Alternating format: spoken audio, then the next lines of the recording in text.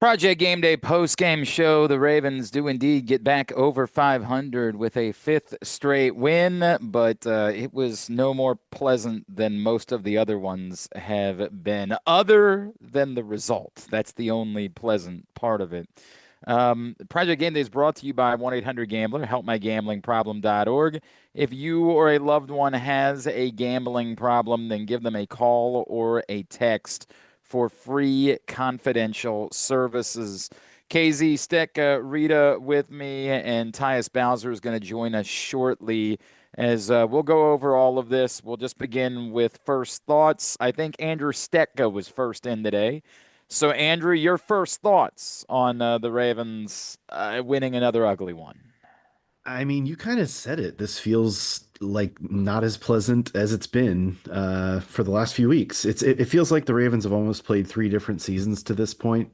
They played the first batch where the offense was killing it and the defense was really struggling, and then Lamar gets hurt, so they played the portion without Lamar. And now since Lamar has returned, the tables have kind of turned, but also I can't really tell what's going on if this is like the defense has actually gotten good or if it's the opposition.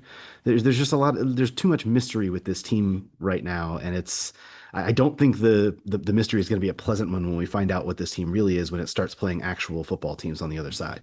Yeah, I understand your concern. I'll go next to KZ. KZ, your first thoughts. Yeah, I kind of echo what Andrew said. They haven't been playing very good football teams, and they haven't been playing very good football. I mean, it looks on the defensive side like they're playing well. They're getting turnovers again. They're putting more pressure on the opposing quarterbacks. But look at who they're playing has a lot to do with that. This is going to go down to I don't know what the Ravens are going to do here, whether they're going to kick a field goal, take a knee, who knows. But this is going to go down as a double digit win. Um, but you needed a strip of Brees Hall by Marlon Humphrey to do it. So they got four divisional games. Divisional games are always tricky. You may have Burrow back for two of them. Who knows? That makes that dangerous. You just don't. You don't feel overly confident that this is still a good football team, and Lamar Jackson's hurt. So Rita? You're not confident because they're not good. They're mediocre. They're a mediocre football team. Why Andrew is giggling, but that's the truth. The truth is they're mediocre. And some of it is Lamar maybe being more hurt than than he's giving off, and he's just fighting through it. Some of it may be mental because he doesn't want to re-injure himself, moving forward. Some of it is luck in the sense of like them playing, like everything you guys said. They've been have favorable schedule down the stretch that's allowed them to play this. The offensive line can't get a push. They miss Rashad Bateman. That's another thing nobody's really talking about. That he does stretch the field in a way that outside of Zay, nobody else is really doing. And they can't. They keep trying to develop plays. Like I don't know what's going on. Like the same offensive line y'all keep throwing out there every week, and you keep doing the same thing over and over again, and it's not there. So I have no faith into this team. If they make it to the playoffs, great for them. But once they start playing better competition, dog, like let's just enjoy, I guess, whatever would be left of the NFL season. The good thing is that the NFL is just weird because I don't know how the Giants right now are beating the Lions, but things happen, right? I That's a mean, Jameis Winston thing. He's got that weird you Jameis Winston know, magic. this is very true. I just don't really understand what's going on. I'm just making the point, like, sometimes it's gonna happen where somebody's going, like, the Texans with Davis Mills, beat the Bills. And I know as good as that defensive front is with the Texans, it's still like, yeah, but it's Davis Mills. You know what I mean? So the good thing about that is that the NFL is just still full of parity. And so you always have an opportunity, but this is a mediocre team, and we should, okay, great, we're back at being 6-5, but I don't think you should really be celebrating, I guess is my point, in terms of like what we feel like that they could do moving forward. I think, Rita, my issue is I can't tell if they're mediocre or if they're mediocre because Lamar Jackson is limited. Like, I can't But tell what that's that not the line only is. reason. That's the problem, It's Glenn. not the only reason. Like but I still think that a complete Lamar Jackson, we don't feel this way about this team. I think they're a flawed team no matter what. But if Lamar Jackson is Lamar Jackson, I don't think we feel this way because I don't think they're putting up 3 points in the first half against the New York Jets with a complete and total Lamar Jackson. This was eye-opening today. I mean, these were holes in front of him that Ben Roethlisberger could have run through, and he was choosing not to do it. This was but they were few and far between, though, Glenn. Like, to me, at the end of the day, like, he clearly doesn't trust himself, his body, but he also doesn't trust them either. And then when he would go out there and try to run the ball, you know what I mean? Like, well, he was decelerating and then trying to run the ball. He was not accelerating into running the ball. He was decelerating and then saying, I hear that, but if Lamar Jackson is never going to run again the way that he ran before, right? Hypothetically speaking, I don't trust the people in front of him to give him time. That's a flaw. That's the bigger issue. That's the bigger issue. I think this is one of them I think could be corrected. The other one can't, right? Like, I think it's possible that Lamar Jackson could get back to a place health-wise where he could run the ball. I think the offensive line is what it is. And while, yes, I agree, that's for dealing with at the end of the season, right? Like, they're clearly not that's making... The problem. That's the problem, Glenn. We're not. They literally activated Emory Jones, and you did nothing with him. They clearly don't think that he can. These are choices that this front office and this head coach is making. Well, and I don't. And to be fair, I don't know. I'm running into the fucking door and being like, "You need to fix this. You want me to go out there and run? No, you better fix it. Why would you activate a guy that you drafted in the 3rd round? I get it. I understand that he wasn't healthy, but activated him, gave all these people these high hopes, thinking that something was going to come from it. Nothing came from it. These are choices I never that they're had making. Thought that Emory Jones was playing today. I don't know where that came from. The problem is that he should be. That's the problem. Maybe we have no idea if Emory Jones is a better option. Well, hey, guess what? Find out, because I know who ain't. I'm Rita. These are two different conversations. But this is but Rita's right here. I mean, find out. Like, why'd you sign Ben Cleveland? What's all this? He's not even active on game day. You don't actually think that Ben Cleveland is we're not doing this, are we? You're having a different conversation. Ben Cleveland has never been an NFL player. Go ahead. Neither one of them can do any worse than what you have out there. You keep saying that, Ken. We've watched Ben Cleveland. He's not an NFL player. I'm not telling you that Daniel Faalele is good enough. The Ravens told us he was and gave him a contract. They gave him a next to nothing contract because you have to have 10 offensive linemen on the team. We're pretending like they gave him a deal that suggested he was going to play. Ben Cleveland's not a football player. We got to stop that. I'm good with it. Look, I'm good if you don't want to bring Ben Cleveland at this point, because at this point you're not bringing them in, right? You have had ample opportunities to do it, and you just refuse to do it. So I'm not even vouching for that. I'm just making the point that you do have somebody else that y'all been talking about. He's a rock star. This is that and the third, blah, blah, blah, blah, blah, blah, blah, and then you activate them. I mean, not even like in a jumbo situation. I don't know what the point is here. What exactly is it just he's there in case one of the terrible guards screw up and then he comes in the game? I just don't know what to expect. You know what I'm saying? I guess that's my point. It's so much, guys. It's like the offensive line's not good, but then the offensive coordinator's not doing anything to help with the offensive line not being good. I just don't understand what it is that they think that they're doing to help Lamar if Lamar is, one, not 100%, or two, just mentally not interested in running the football. Here's what I would tell you, and I understand the frustration, and I always understand that it's so bad that anything would be better. I have attempted in the last 2 weeks to ask every scout that I know if there's a world where Emory Jones would be a good option at this point, and I haven't gotten one of them to tell me that they think that it would be. Now, that doesn't mean that I don't think the other points are valid. Like, I think it's valid to say this isn't good enough. But I think the notion of, so just do this and we'll be better, is kind of crazy. At some point, if you want to, by all means, do it, because I get the feeling. But my gut tells me that it's not solving the problems the way that we want it to put someone in who's never played in the NFL before, that was a third-round pick from a different position, and think that's going to fix the offensive line.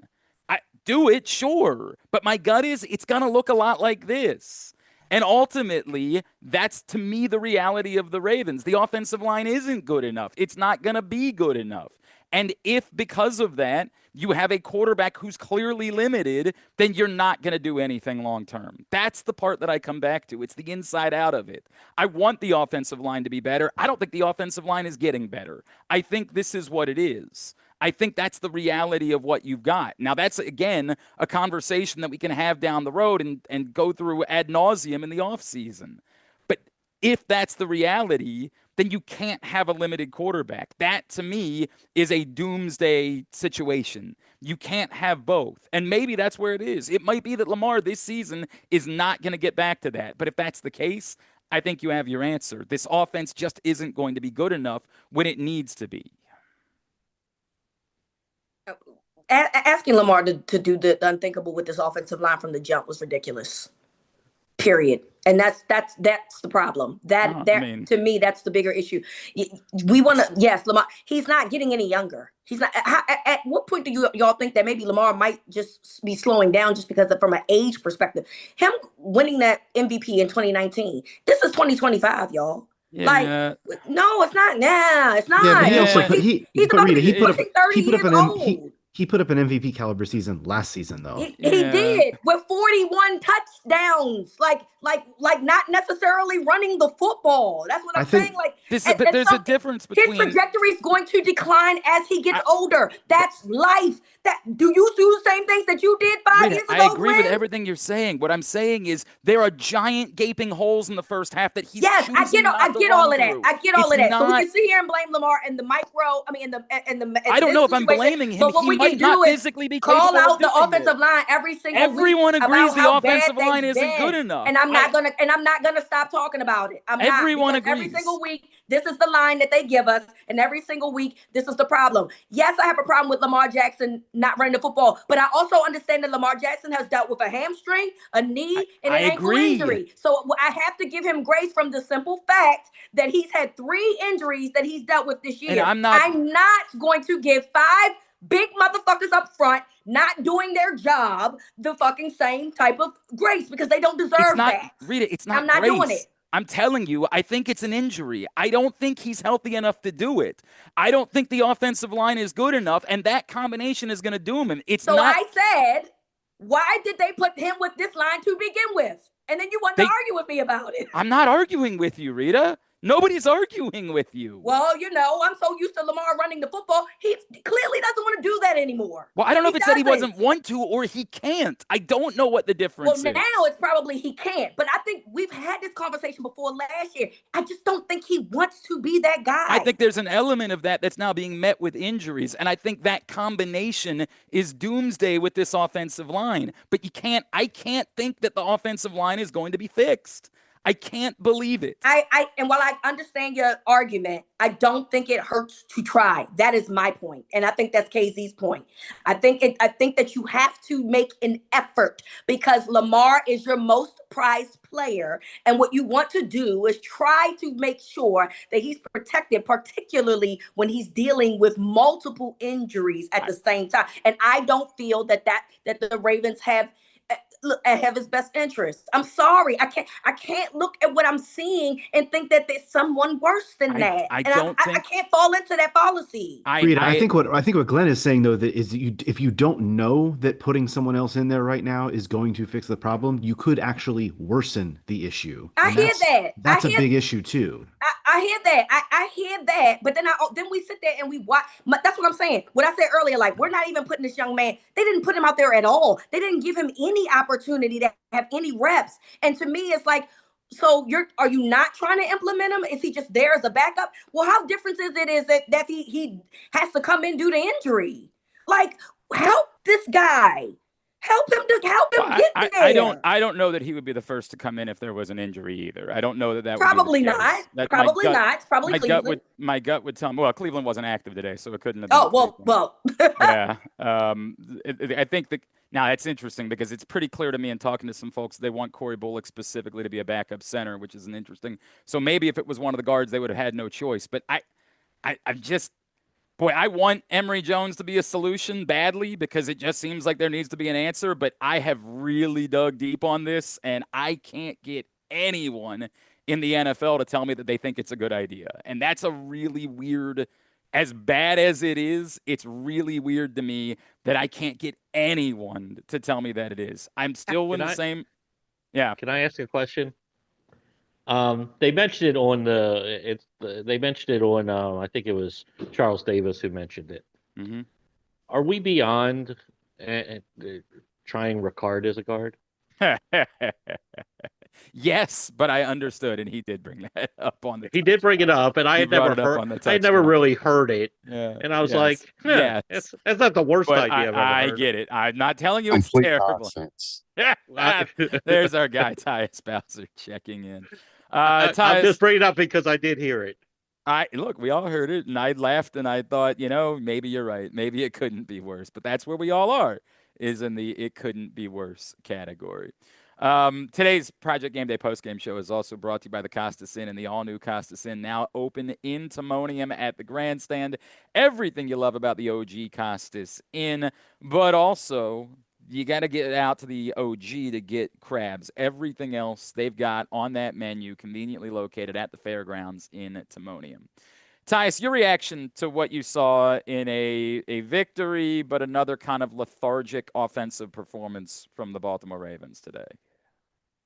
Yeah, I mean, you just look at the Jets and it's like that's the game you're supposed to win.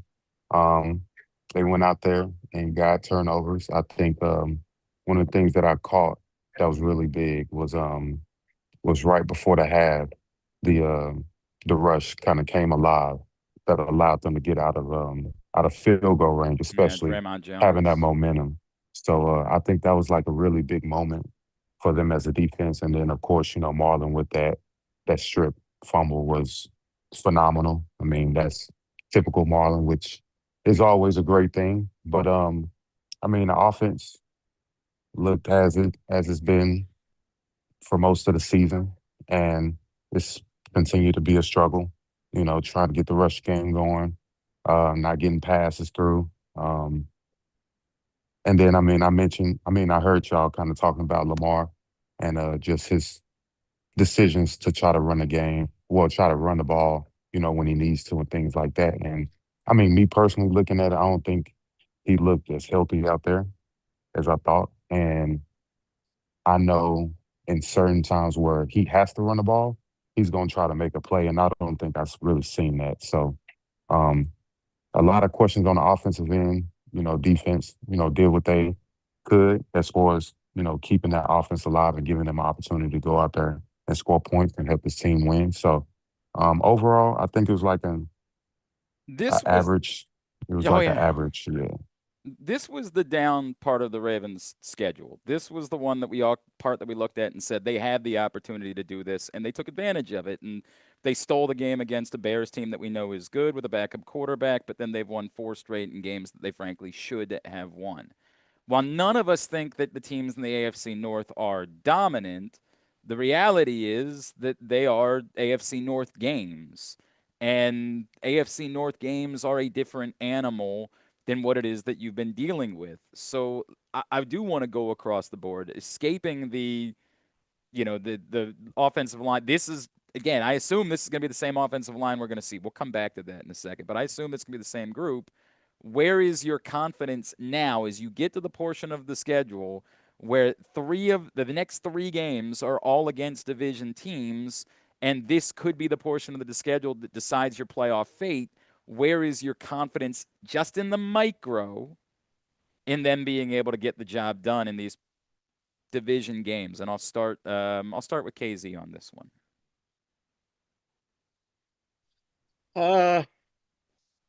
I look at I, the Steelers scare me just because of the trenches. and the domination that I feel that they're going to have on the offensive and defensive lines. The Bengals don't scare me. They just lost Higgins, who probably now won't play on Thursday.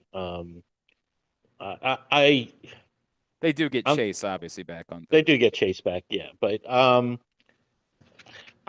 don't have. I'm 50-50. I don't have a lot of confidence in what I've seen. It's great that the wins are there, and they have enough talent to win those games. Um, but it doesn't help that they get the Bengals on a short week when Lamar's not healthy. We don't know what Kyle Hamilton um, situation is, and that's a big deal. I thought the point that was brought up earlier about Bateman, they really miss him as a field stretcher, was an excellent one. I forgot if it was Andrew or Rita who brought that up. And again, Lamar's not healthy on a short week, so. Do I feel like they can go 2-1 in the next three? It depends on whether the Bengals feel like ruining their season to me. Rita. What was the question? Their confidence going into these 3 division games. My confidence just period is low, let alone the division.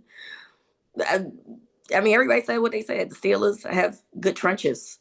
I'm not sure that I agree with that part, by the way. I don't think they have good trenches. I think we're okay. used to that. I don't think they actually do. They've struggled this year defensively, but against this offensive line, 1,000%. I think that's my question's about the Ravens. Yeah, so that's what I'm talking. I'm bigger, specifically talking about the Baltimore Ravens versus the Pittsburgh Steelers. That's what I'm talking about, and I believe that they win that matchup. And for whatever reason, again, you're not getting the ball out when you're the Ravens. You keep wanting plays to develop, so you're not even trying to, dissolve the lack of pass protection.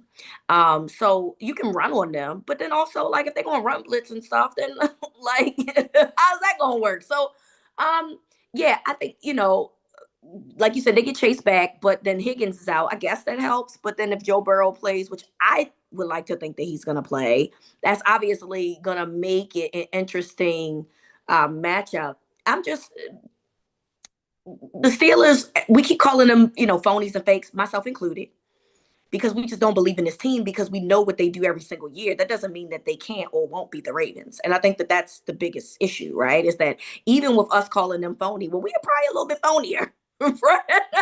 We might be a little bit phonier. I mean, I'm just talking about based on like Lamar being hurt. And I'm not talking like if we were doing toe to toe, blow for blow, and everybody was healthy. No, I don't believe that, right? But if Lamar was healthy and willing to run, yeah, I don't have a problem. I don't have a problem saying that I believe that Lamar is not, and this line is not good. They don't get any push. Interesting enough, what was it, 4th and 2? They tried to run the ball. They got one. Luckily, they went for it on 4th and 1 after they called the timeout, and they get it. But like I know we were all thinking the same thing. Like, why are they like doing this inside the 30, like at their own 30? Like, this makes no sense because we know that they just can't do it. And thankfully they did, but I watched the Jets turn around and do these same things, and Brees Hall was getting 3-4 yards, you know what I'm saying, on 4th and short, and it's just embarrassing. And so I don't feel confident if they can't run the football. How do I think that they're going to be able to do pass plays in the same way against teams that know them well enough? You know what I'm saying? Because in the grand scheme of things, it's not necessarily about what these teams look like. It's about them knowing each other and how that works in their favor or their disadvantage. Andrew. I think this thing that scares me most about what the Ravens are presenting right now is that they can only really win in one way, and that's make plays on defense and get by on offense because of the way that the line is playing. Like, they're not going to be able to go win a shootout like they tried to do against Buffalo or Detroit earlier in the season. I don't think their offense is capable of doing that right now.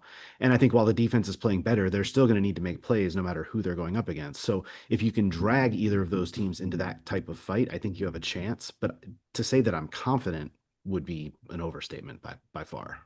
Tyus, what about you? I'm kind of with everybody on it. I mean, I think the trenches with the Steelers is going to be a vital factor, and I'm not sure if Baltimore can hold up to that.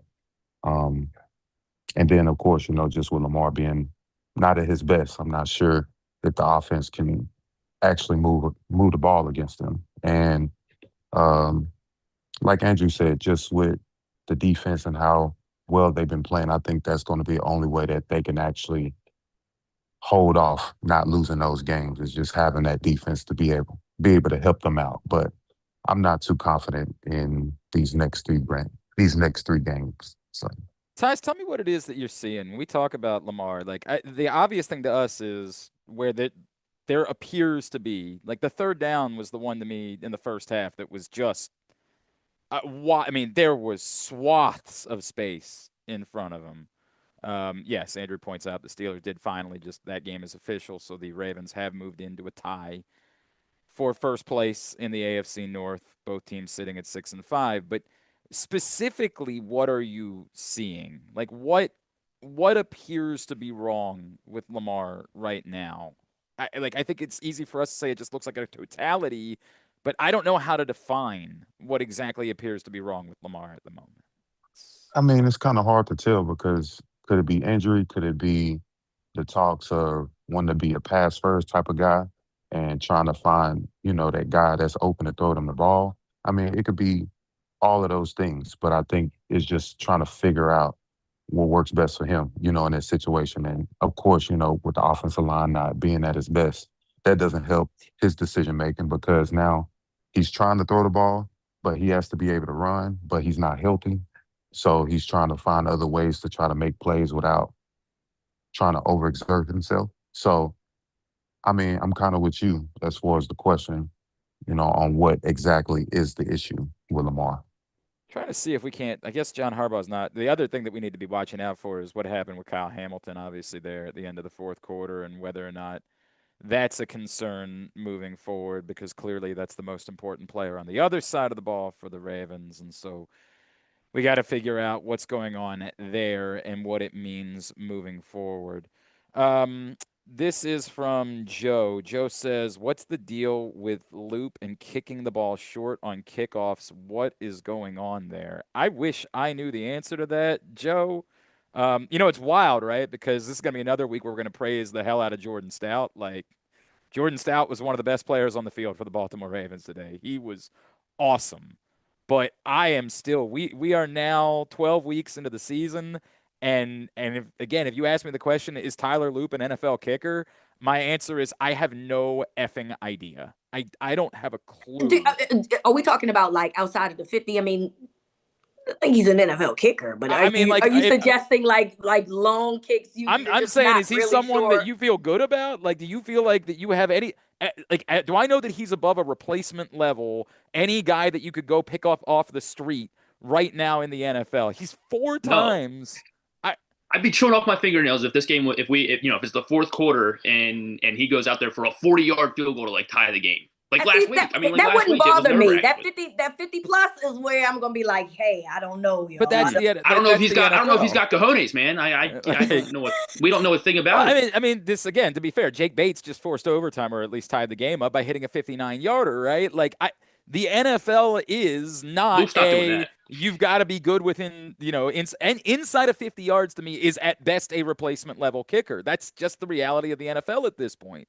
Like, you can go find a guy off the street that can make 48-yarders consistently. But between that and I have no idea and they brought it up on the broadcast, like these dirty kicks, I don't know what this is. Like, it's so confusing to me. It is, but two things. I don't know if he's being told to do it, right, or not. I was going to ask that, KZ. Is it coaching? But like, is it coaching? Is it? I don't know. But a lot of it can be, though. A lot of it can be. It can be, and I'm legitimately asking a question, which is my next question. Last year, we saw Jordan Stout take over kickoffs. I guess I'm going to lean towards the coaching part of it because we haven't seen that option. Like, he was pretty good at it last year. He was booming up through end zones and things like that when it was apparent that Tucker's leg wasn't what it what it once was. So I'm surprised they haven't gone to that, unless it is he's being told to do those dirty type of kicks, and maybe it's just not his forte.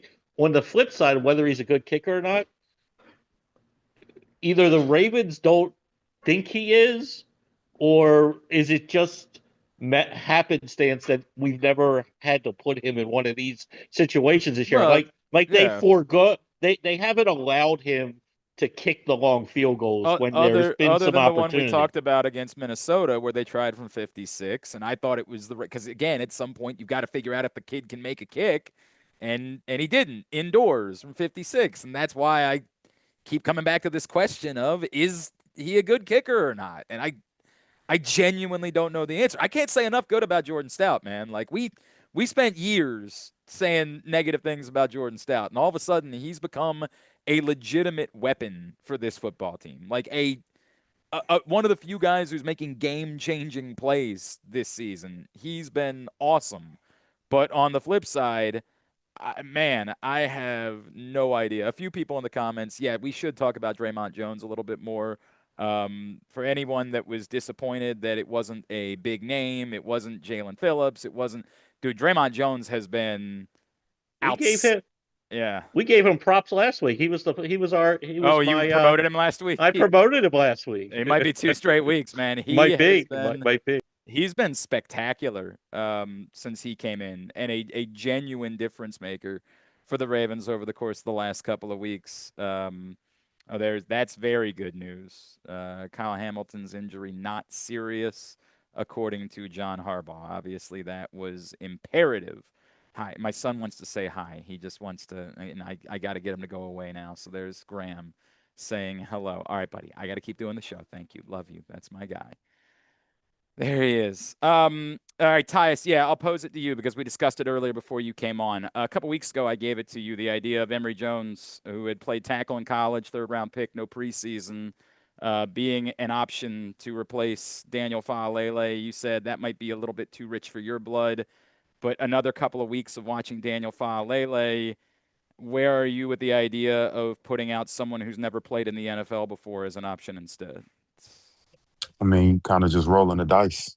You know, you taking a chance on him being a high draft pick, being able to catch on to what he needs to do and figuring it out early. And Would you do it? no, I wouldn't do it. Okay.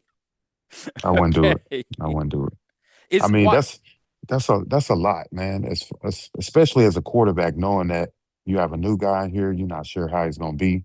I mean, when you looking ahead, them gonna be the first two people. The center and the guards are gonna be the quickest people that you're gonna watch, and it's gonna be trouble if he ain't ready and you got a D tackle coming at you within 2 seconds trying to make something happen. I mean, I'm not sure if I'm confident in that. there's something that a lot of us will say, and we would all say, right, but it can't be worse, right? Like how could it be worse than what you're seeing? What why is that not the definitive factor? I mean, because it's the NFL, and you got to understand that you will get exposed out there very quick.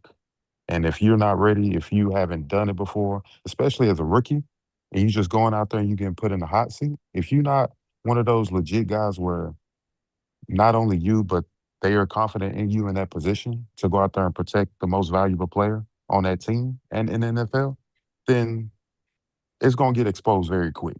And I think that's what a lot of people don't understand is that they're going to see that. People going to game plan being like, oh, this is a new rock, this is a new rookie, this is a new guy that's at guard. He don't know what he's doing. We about to we about to go right at him every single time. And it's going to show up very quick to see if he's ready for it or not. And as simple as that. Do you think that's what teams are doing to Daniel Faalele? Without a doubt. Without a doubt. I mean, trust me, we circle games and we circle the guys where it's like, this is the guy who we're aiming at. This is the guy who we want to go to every single time. And they will set up plays specifically for him, whether that's picks and games, all different types of stuff, or it's just giving him different looks that's going to throw him off. But absolutely. I mean, that's for every single opponent. You're going to have that guy, especially in the D line room. We know exactly who we going after. And whether we got to put an edge rusher in front of him to make him move his feet or to put our best D tackle in front of him, we're going to expose him and we're gonna try to make a day out of him. And that's simple. You're feeling sluggish, unfocused, or not like yourself. It could be low testosterone. At Gameday Men's Health, they specialize in testosterone replacement therapy to help men boost energy, improve mood, and regain confidence. Our treatments, including testosterone cypionate, are safe, natural, and tailored to fit your lifestyle with weekly injections or pellet therapy. You can give them a call on Owings Mills, 443-264-4454. In Columbia, 443-266-3505. Or in Frederick at 240-931-3717. Or you can visit GameDayMen'sHealth.com and ask them about a complimentary testosterone test at Gameday Men's Health. I think one of the questions, and Rita brought it up before too, that I think that I was a week ago infuriated by, and didn't get to spend a lot of time on here, but it's the idea of, and again, somewhere between the play calling and the decision making from Lamar, of why the ball isn't coming out quicker.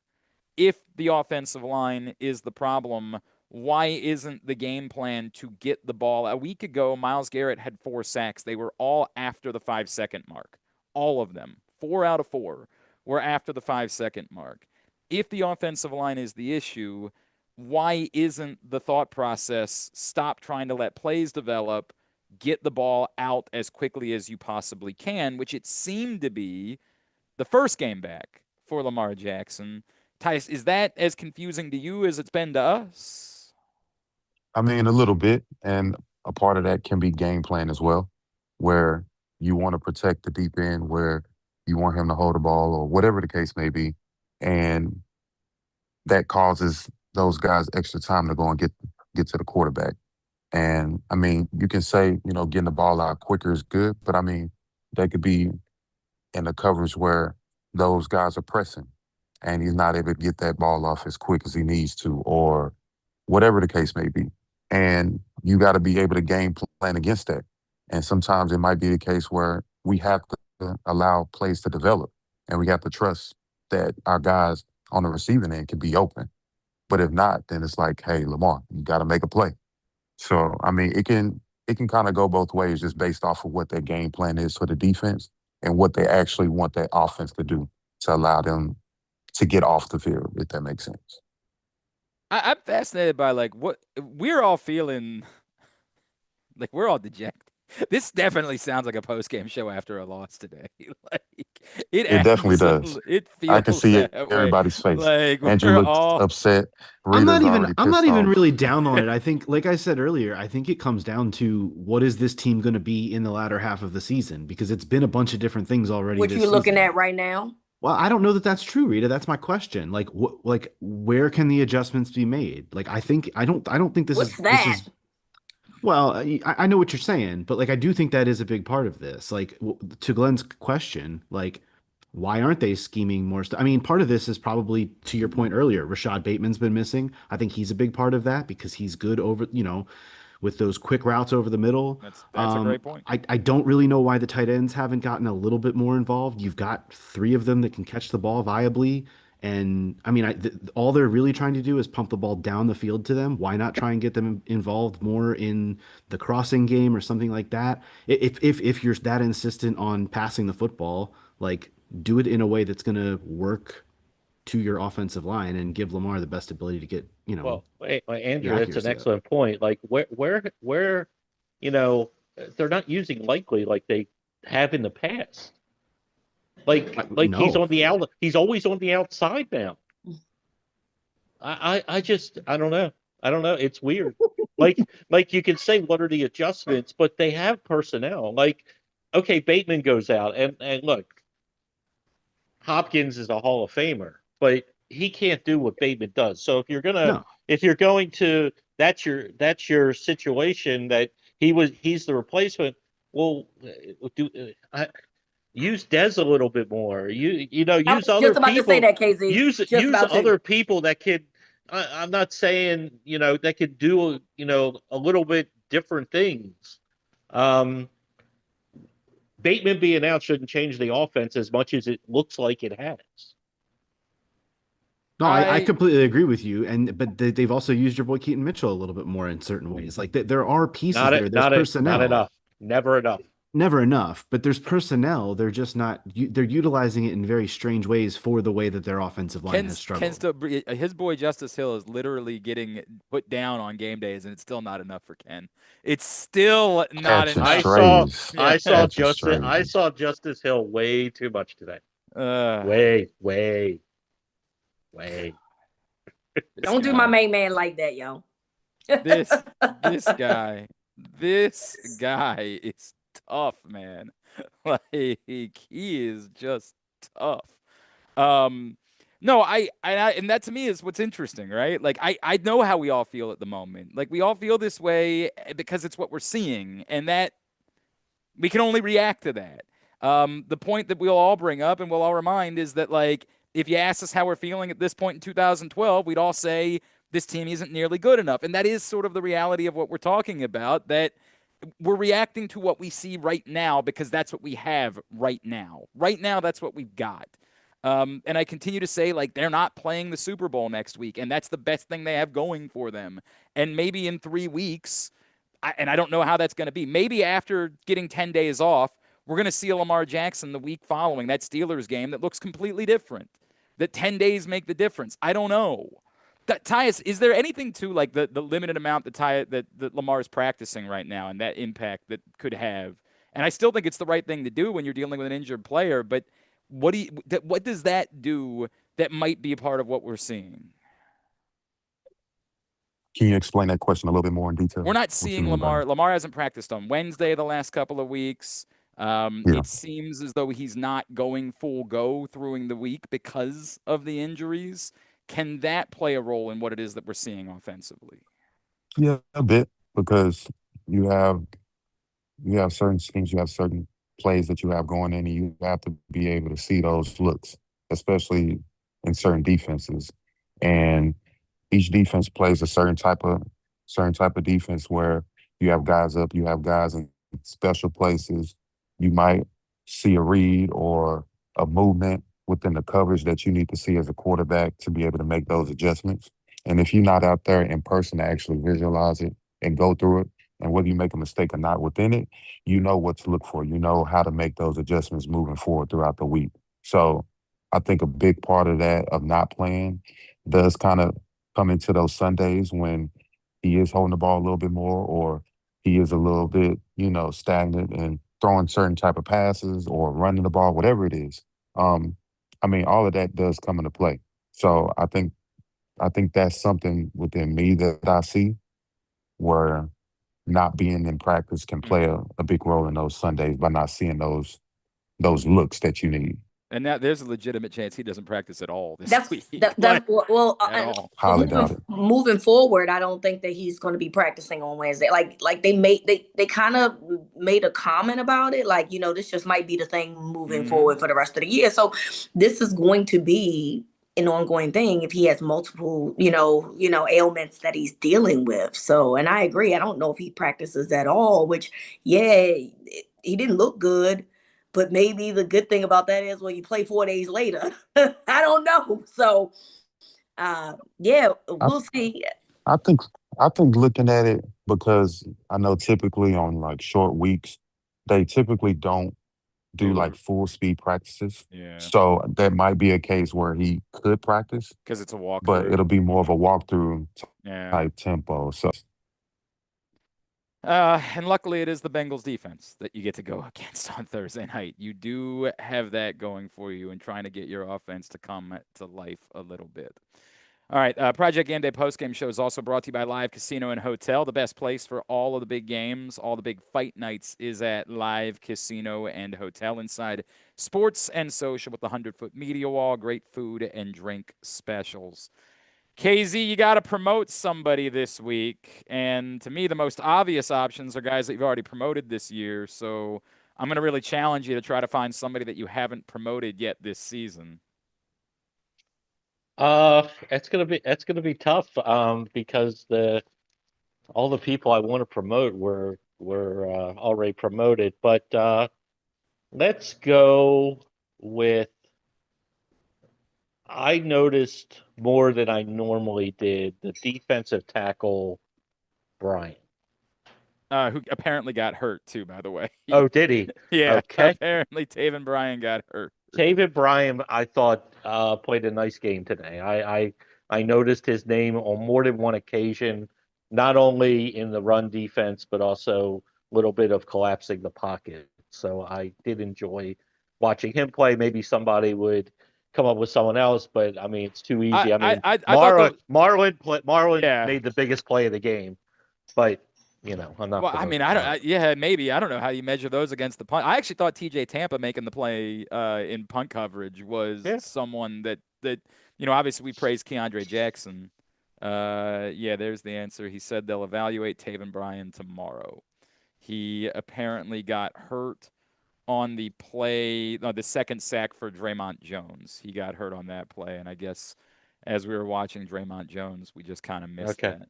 I kind of was this when they were deep? Was this when they were deep in their own territory? Yeah. Okay, I do actually remember seeing him kind of get hemmed up on that play. That's why I was curious. Yeah, I thought that was a huge play from TJ Tampa down the field in punt coverage, and something that obviously TJ Tampa wants to be more involved defensively, and doing that type of stuff is a great way to continue to get your name called. So that was the only other guy that really stood out to me today. Man, I really hope we got a more pleasant post-game show to do on Thursday night. Man, we're all going to be here on Tyus, are you hanging out with us late night on Thanksgiving? I don't know what you got going on. So I'm supposed to be going to my grandmother's. My stepdad's birthday is on Thursday. Oh, man. But I'm sure we'll probably be watching the game anyway. So all right, it's a good possibility. We'll spend the holidays together, just like we always wanted to. This will be great. Exactly. I intend to be at the game. Hopefully, I mean, I haven't made any like concrete decisions yet. You're not worried about them ruining your Thanksgiving. You're not worried. I mean, look, if I can get in a certain way, like I'm going. Okay. I'm gonna go.